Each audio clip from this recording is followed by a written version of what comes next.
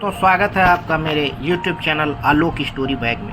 आज की कहानी आज के समाज में हो रही घटित घटनाओं पर आधारित है। बेटी के घर से भागने की खबर जैसे ही मोहल्ले में फैल गई तो कई तरह की बातें होना शुरू हो गई। जवान भाइयों का घर से निकलना मुश्किल हो गया। रिश्तेदारों ने मुंह फेर लिया। माँ बाप बेटी के गम में निढाल तो दूसरी तरफ लोगों की जलती चुभती बातों से रोज मरते और रोज जीते थे। आखिरकार लड़की के भाइयों ने घर बदलने का फैसला कर लिया और वह घर बेचकर अनजान लोगों में घर ले लिया। मगर बाप का दिल मानने को तैयार नहीं था। वह चाह रहा था वहां से उसे न जाना पड़े और बेटी का इंतजार कर रहा था। बहुत कहने के बावजूद भी वह वहीं एक छोटी सी झोपड़ी में पड़ा रहा। कई महीने गुजर गए। एक दिन एक फटे पुराने कपड़ों में एक मरीज लड़की के रोने की आवाज से उस बाप की आंख खुल गई। कुछ देर तक तो वह पहचान नहीं पाया कि वह कौन है, मगर जब चेहरे से कपड़ा हटाया तो अपनी ही बेटी को पांव में पड़ा पाया।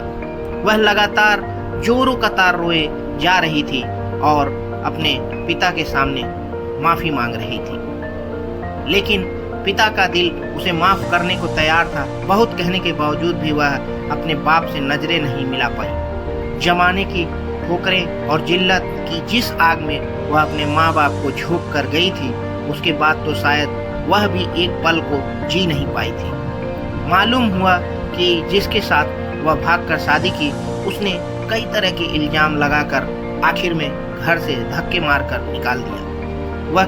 यह किस्सा हमारी पड़ोसन ने कुछ दिन पहले घर से भागने वाली उर्वशी के हवाले से हमें बताई थी। हमारे समाज में आए दिन ऐसी दास्तान सुनने को मिलती रहती है। एक लड़का और लड़की जो ज्यादातर स्टूडेंट होते हैं एक दूसरे को पसंद करने लगते हैं। फिर अगर लड़की या लड़के के घर वालों की रजामंदी ना हो तो कोर्ट मैरिज कर ली जाती है। मुझे उन लड़कियों पे बहुत हैरत होती है जो किसी गैर व्यक्ति के लिए अपने माँ बाप को दुख देती हैं और कोर्ट में जाकर शादी कर लेती हैं।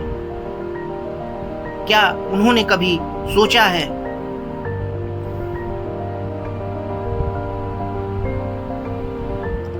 कि इस गलती के बाद उनके माँ बाप का क्या होगा?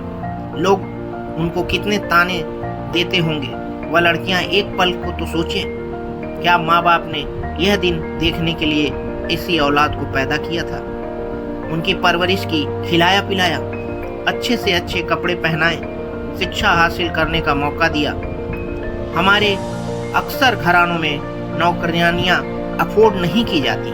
माए घर से सारे काम खुद करती हैं और खुश होती हैं कि उनकी औलाद पढ़ रही है, लेकिन वह नहीं जानती कि उनकी बेटी किसी रेस्टोरेंट में बैठकर अपने नाम निहाद आशिक का इंतजार कर रही होंगी या क्लास छोड़कर अपने बॉयफ्रेंड के साथ पार्क में घूम रही होंगी।